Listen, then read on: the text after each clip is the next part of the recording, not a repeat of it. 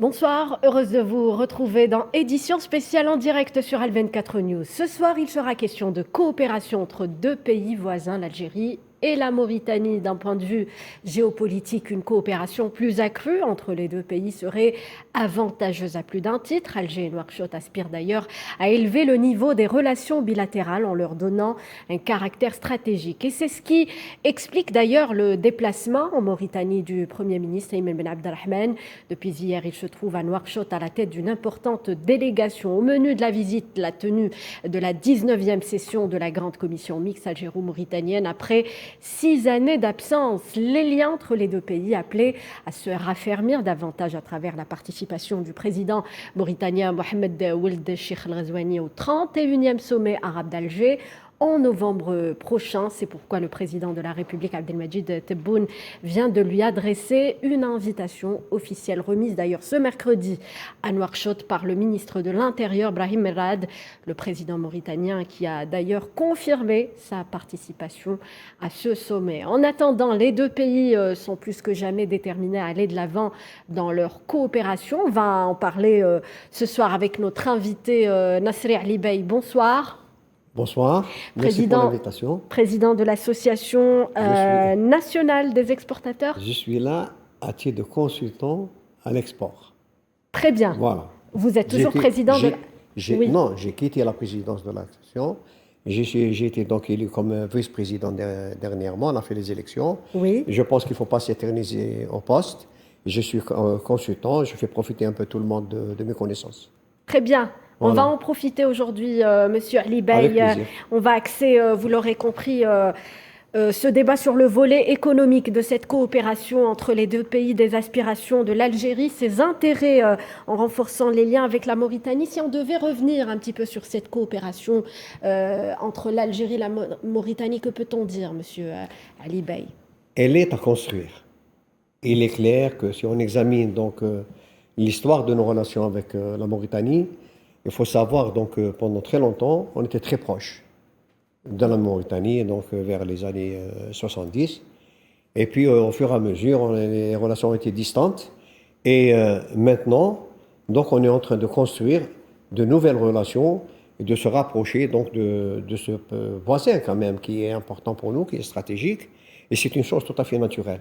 C'est bien qu'on reprenne donc nos relations multiformes. Hein, et pour nous, exportateurs, c'est une destination qui est très intéressante. Pour le pays aussi, parce que la Mauritanie dispose quand même de certaines richesses aussi minières qui nous intéressent. On peut revenir aux chiffres. Et si on peut donc reprendre les chiffres... Justement, on va parler de ces échanges commerciaux entre l'Algérie et la Mauritanie. Vous l'avez dit, la Mauritanie est une destination importante à plus d'un titre. Est-ce qu'on pourrait revenir sur les chiffres de ces dernières années et leur évolution, Monsieur Ali Bey? Très bien. On était quelque chose comme à peu près dans les années de 2010. À partir de 2010-2011, on était même pas à 15-20 millions de dollars.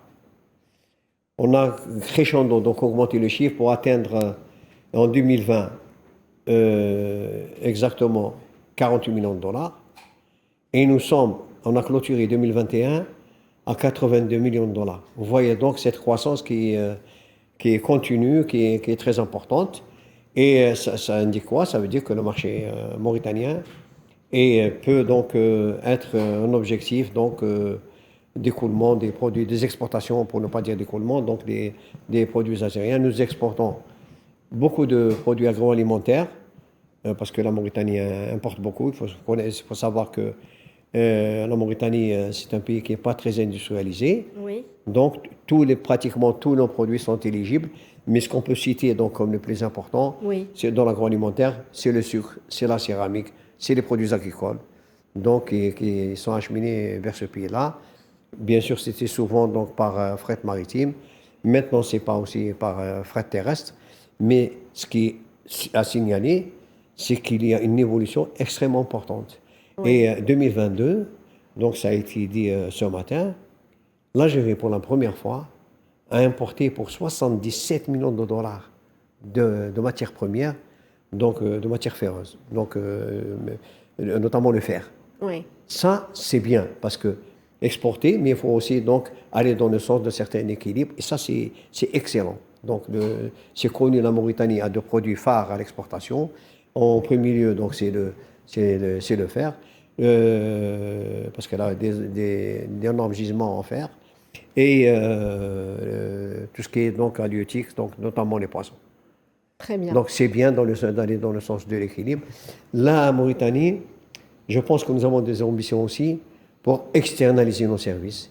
Et notamment, nous pouvons déployer tout ce qui est donc comme société d'infrastructure. Il y a tellement de choses à faire en Mauritanie que cette grande commission mixte qui s'est réunie va mettre en place ce qu'on appelle le cadre de travail étatique entre nos deux pays. C'est bien aussi que les exportateurs soient sécurisés, soient donc... Très bien. Il y a donc la tenue de cette 19e grande session entre les deux pays, Monsieur Ali Bey. Il y a également des paramètres qui ont fait que cette coopération économique entre l'Algérie et la Mauritanie évolue dans le bon sens. Donc la volonté politique de la partie algérienne de se déployer sur le marché africain. Il y a également l'ouverture de ce poste frontalier dernièrement entre les deux pays. Oui, ça a été fait exactement en 2018. C'était le poste frontalier de Moussaboum Boulaïd, qui est exactement à 70 km de Tindouf. Ça a été donc le start pour l'exportation des produits agricoles, parce qu'on ne pouvait pas accéder, il fallait aller à Nouakchott. Cela a boosté Mais absolument, quand vous avez une relation directe, quand vous faites ce qu'on appelle du door-to-door, c'est-à-dire que de l'exportateur, de l'usine de l'exportateur, vers le lieu de livraison. Mais ça, c'est magnifique. Donc ça, c'est une réduction des délais, c'est aussi une réduction des coûts. Et qu'est-ce qu'elle a besoin? Actuellement, l'exportation, la compétitivité d'un pays se joue à ce niveau-là. La réduction des délais, c'est très important. Et aussi, donc, concomitamment, c'est la réduction des coûts. Et l'enjeu actuellement au niveau international, dans les pays, c'est justement qui est venu au moment où le fret a explosé au niveau international. Tout le monde sait, ça c'est dû bien sûr à l'impact de la pandémie du corona, qui a fait qu'il y a eu une rétention des conteneurs au niveau de la Chine ou des États-Unis. Ça a déstabilisé donc le mouvement des conteneurs au niveau international. On a envie des prix multipliés par 4 et par 5. C'était presque pratiquement prohibitif. Donc, c'est venu au moment où nous mettons en place justement les conditions de l'exportation. Il faut savoir que l'Algérie, ce n'était pas un pays exportateur. Nous sommes en train, et pour la première fois, sans aller dans le sens de la broche, comme on dit. Pour la première fois, nous sommes dans l'exportation maintenant depuis une quinzaine d'années. Nous faisons de l'observation. Nous sommes très proches donc, de ce qui se fait. C'est la première fois que l'Algérie est en train de mettre en place les conditions. Je dis bien les conditions, c'est-à-dire les fonctions nécessaires à un pays pour être exportateur. C'est vrai qu'il y a des contraintes par ailleurs, mais les conditions de transport, les facilitations, l'aide qu'a annoncé donc le président de la République, je pense qu'elle sera mise en œuvre.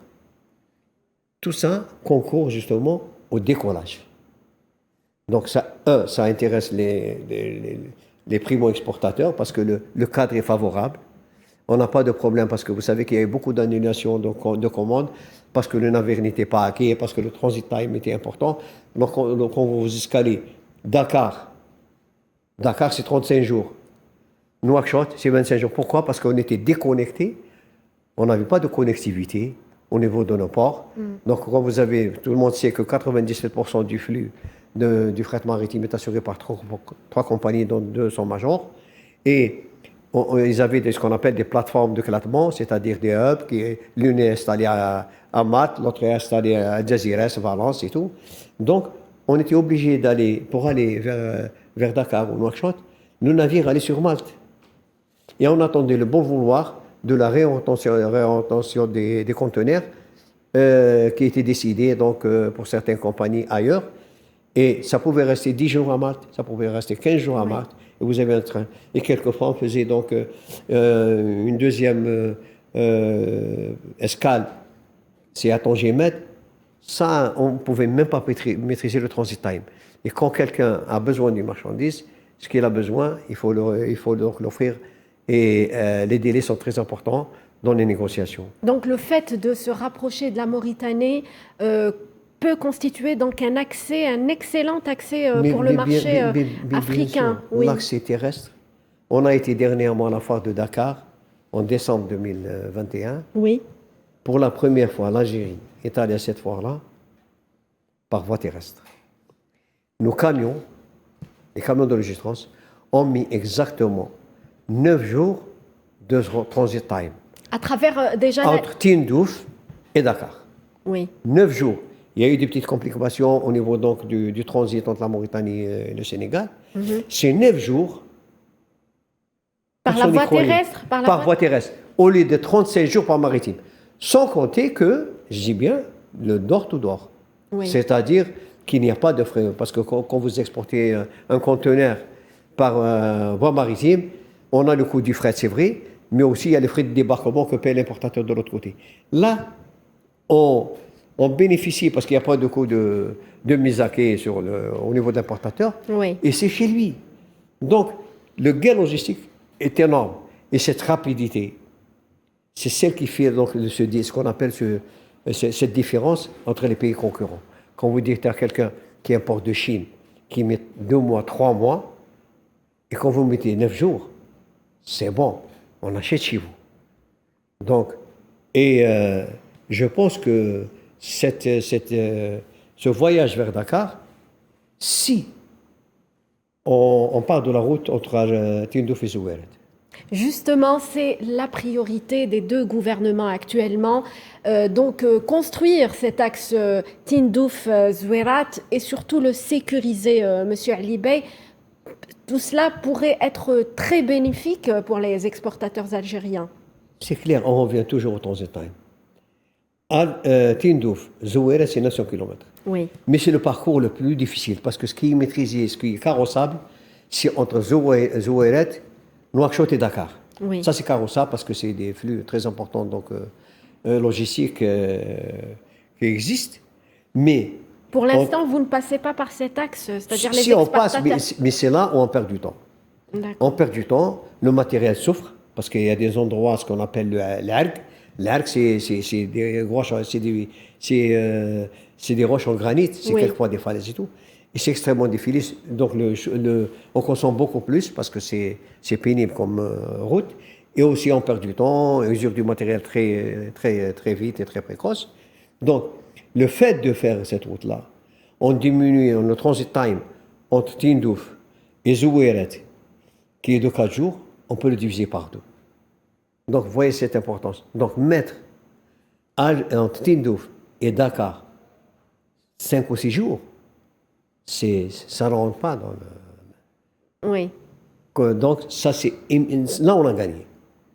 On a gagné, parce que je vous dis, les deux conditions majeures pour l'exportation, c'est le coût logistique et les délais. Et je pense qu'à ce niveau-là, on aura une large avance par rapport à la concurrence étrangère.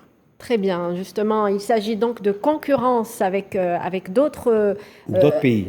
Et qui ne voient pas d'un bon œil cette route-là. Parce qu'ils ont compris tellement ils connaissent l'importance de la logistique et du transit terrestre. Et pour eux, c'est bon. Donc cet axe Tindouf-Zouérat est hautement stratégique. Il est hautement stratégique. Et c'est lui donc, qui va fluidifier donc, le transit terrestre et la réduction des coûts, parce que Zouéret est dans la direction donc, du sud, et là c'est bon, c'est gagné, parce que entre Nouakchott et Dakar, je dis bien Dakar, pas la frontière, hein. Dakar c'est 500 km, donc c'est une journée de route. Très bien. Donc, le ministère algérien de l'Intérieur avait appelé justement à la conception d'une étude d'aménagement pour justement accélérer la réalisation de cet axe. Est-ce que vous êtes, vous, en tant qu'exportateur, au courant du déroulement de cette étude, Monsieur Ali Bey? Nous, on n'est pas... Nous, ce qu'on attend de notre pays, justement, c'est la réalisation. Je sais qu'elle va nous coûter beaucoup d'argent, parce que c'est des endroits extrêmement difficiles. Il y a des endroits, ce qu'on appelle en S, C'est-à-dire qu'actuellement, les camions, les semis qui partent sur cette route-là, cet endroit-là, ils mettent beaucoup de temps parce que c'est un endroit, c'est un genre de canyon qui est en est, qui est très difficile d'accès. Ça va être, c'est vraiment un challenge, c'est très important pour nous. Et l'État a décidé de le faire. Nous, bien sûr, on applaudit parce que c'est au profit de l'économie algérienne. Il faut voir comment maintenant rentabiliser cette route, mais à la longue, il est certain qu'on aura un retour sur investissement. Alors l'objectif pour l'Algérie est bien entendu, de se déployer sur le marché africain, plusieurs Oui. pays, à l'Afrique de l'Ouest plus précisément, Monsieur Ali Bey. Bien sûr, l'Afrique de l'Ouest, on a accès, parce que c'est des pays qui sont proches. Entre Dakar et Abidjan, c'est pas trop loin. Oui, Mais il faut savoir aussi qu'on peut capter, c'est-à-dire le volume d'autres pays, parce que aller, si on rentre par Alger, vers Dakar, quand vous dites à quelqu'un, c'est 9 jours, le transit time maritime est 3 fois plus élevé. Donc, exactement 2 fois plus élevé vers cette destination. Donc, nous avons un axe qui va vers l'ouest de l'Afrique et nous avons, il ne faut pas oublier, la transsaharienne qui va au cœur de l'Afrique. oui, Donc, il y a le projet Alger-Lagos. Ben, vous êtes au cœur de l'Afrique centrale. C'est-à-dire que vous pouvez, à partir de ces deux axes, aller vers le Tchad, à l'est, aller vers l'ouest, Abidjan, le Bénin, le Burkina, le Togo. Vous êtes au cœur de l'Afrique, donc vous allez irriguer donc, ces pays-là à travers vos produits. Et je suis convaincu que c'est l'atout logistique de l'Algérie qui sera donc déterminant dans la compétitivité de nos produits. Parce oui, que lorsque vous dites à quelqu'un qui est en Afrique, ce produit-là, cette céramique, vous l'achetez en Chine, oui, mais voilà, le prix sorti usine en Chine, c'est ça, mais le transit time et le coût logistique, c'est celui-là. Et quand vous dites à quelqu'un, je peux donc vous livrer à l'usine, parce qu'il faut savoir aussi que l'Afrique, ce qu'on appelle l'Afrique enclavée, c'est justement c'est le Niger, c'est le Mali, c'est ces pays-là, tous ces pays ont énormément donc, d'intérêt à ce que cette route soit réalisée au niveau donc le Niger, c'est-à-dire entre Ngzem, Assamaka, Arlit et Arlit, on descend, Tawa, Agadez, Niam. Ça, c'est énormément important pour ces pays-là. Pourquoi? Parce que je suis de ceux qui disent que ça va améliorer le pouvoir d'achat de ces pays-là qui sont proches, qui sont nos voisins, qui sont nos frères. ça va créer des emplois également. Ça va créer des emplois et ça va améliorer le pouvoir d'achat. Comment? En réduisant ce coût logistique dont ils souffrent. Donc, l'intérêt du Niger, c'est notre intérêt aussi. L'intérêt du Mali, c'est aussi notre intérêt. Nous avons une histoire commune, nous avons une destination commune et ça va donc profiter certainement à l'Algérie parce qu'il y aura un flux qui va passer par nous. Oui, Et aussi, ça va profiter en termes de création d'emplois, en termes de réduction des coûts des produits. oui, Et là, toute l'Afrique va venir même au niveau de nos postes frontières oui, pour charger, parce qu'il faut savoir que l'Afrique aussi, c'est des maisons achats et c'est des micro-achats parce que ce n'est pas des pays très riches, notamment ceux à notre frontière. Et ils achètent justement par palette, par 2 palettes et tout. Il y a un modèle d'achat qui est très particulier, très spécifique. C'est dû au marché, parce que c'est des marchés pratiquement informels, oui. où tout se fait avec le micro-achat. Donc, cette proximité des produits algériens à la frontière va inciter tous les acheteurs des environs à venir vers ce poste, vers cette source algérienne de produits qui est à proximité. Et aucun n'aura intérêt à aller ailleurs s'il trouve le produit, Oui.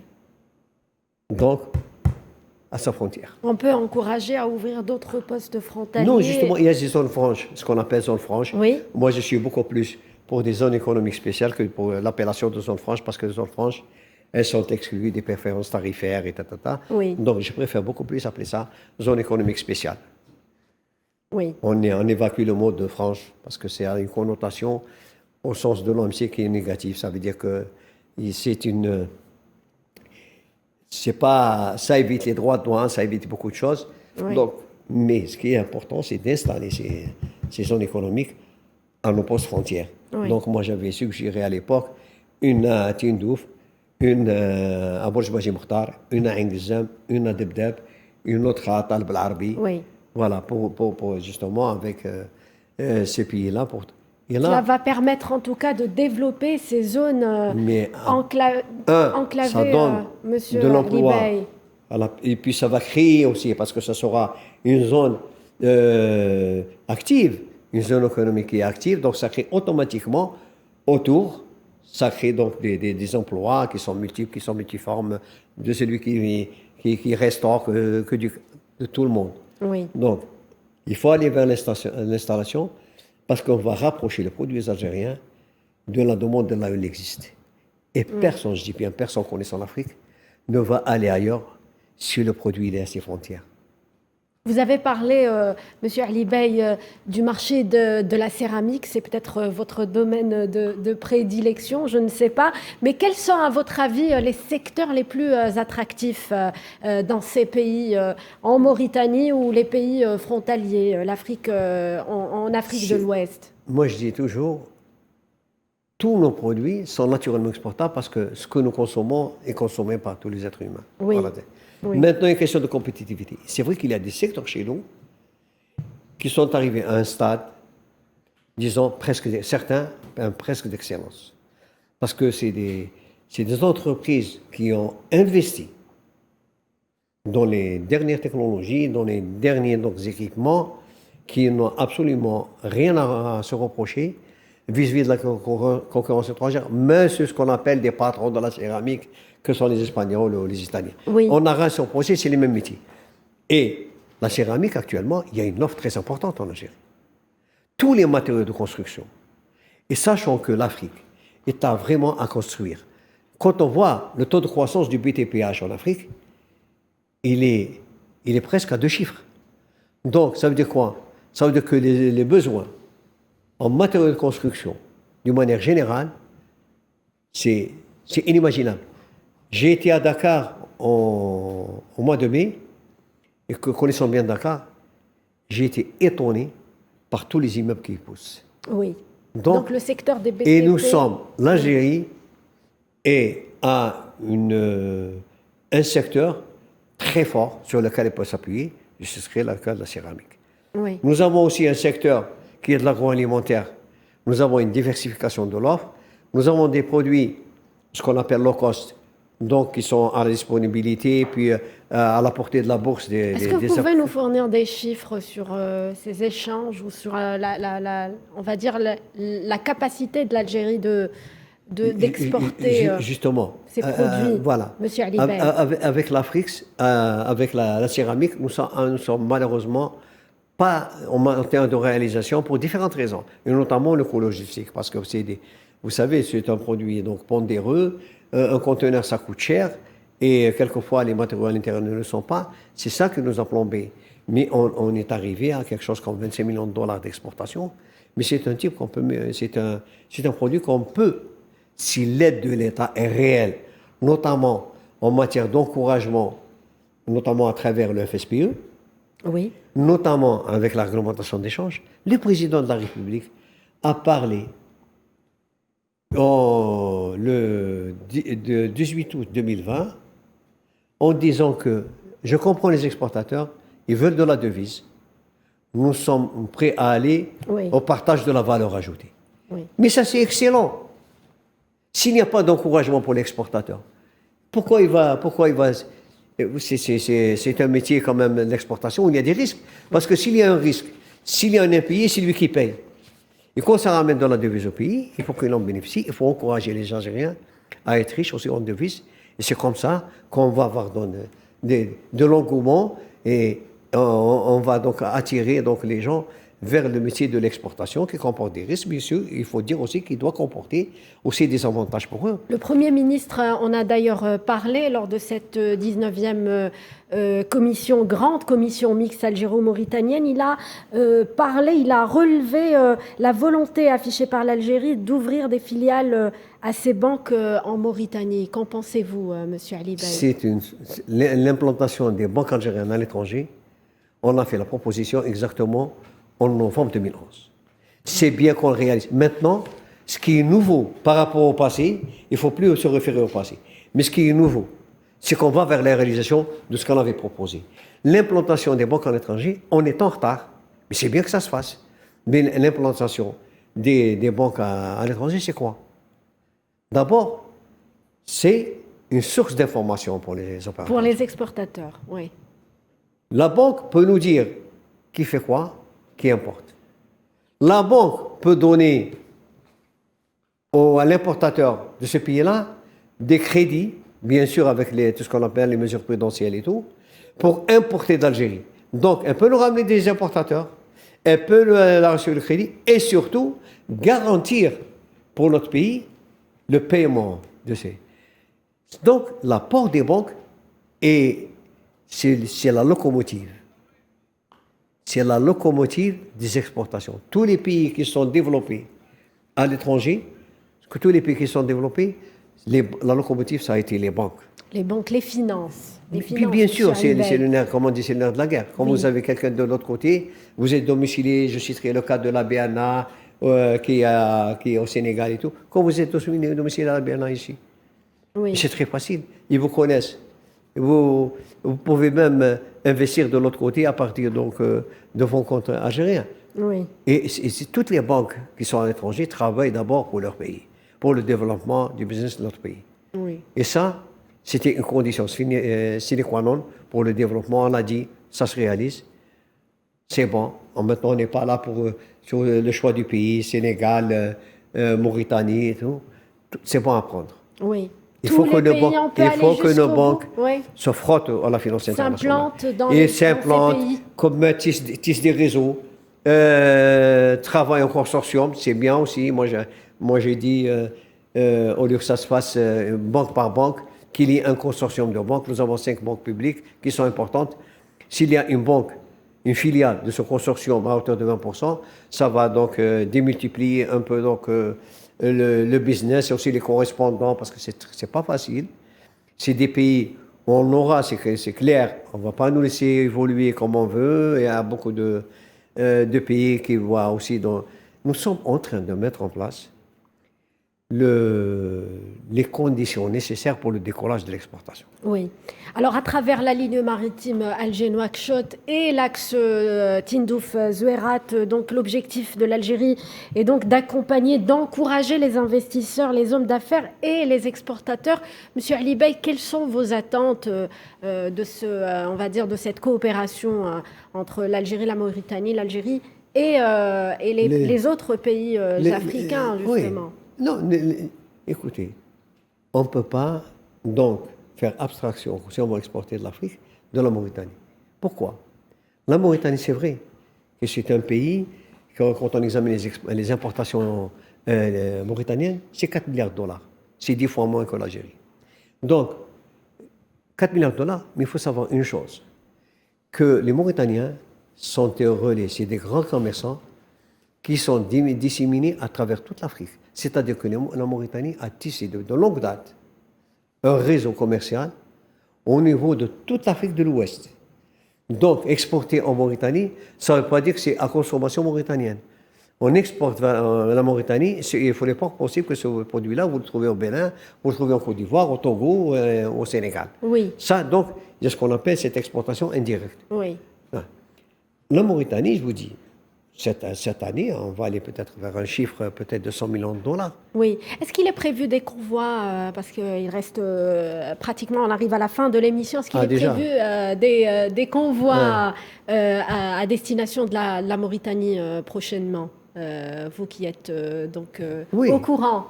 Oui, non, il y a des exportations. Il y avait un navire donc, qui devait aller, le Gourea, qui devait aller, il y a eu un petit empêchement et tout, mais qui est déjà chargé à hauteur de 85% donc, de conteneurs. Ça va aller. Mais je vous dis, il y avait une attente du côté mauritanien. Nous avons été là-bas pour dire, écoutez, nous sommes là, nous répondons à votre attente. Maintenant, le message est passé, Monsieur Nasri Ali Bey. À l'État de construire cette attractivité, c'est-à-dire le cadre de sécurisation, des exportations algériennes à travers les investissements, à travers beaucoup de Très choses. bien, Voilà. merci Monsieur Nasser Ali Bey, vice-président de l'Association Enfin, nationale je préfère des maintenant travailler exportateurs en tant algériens, que consultant. consultant export. Voilà, voilà. Très Je bien. préfère maintenant, je suis devenu professionnel. Merci d'avoir accepté Business. notre invitation, Monsieur Nasser Ali Bey. Voilà, on arrive à la fin de cette édition spéciale. Merci de nous avoir suivis. Restez sur Al 24 News. Très bonne soirée.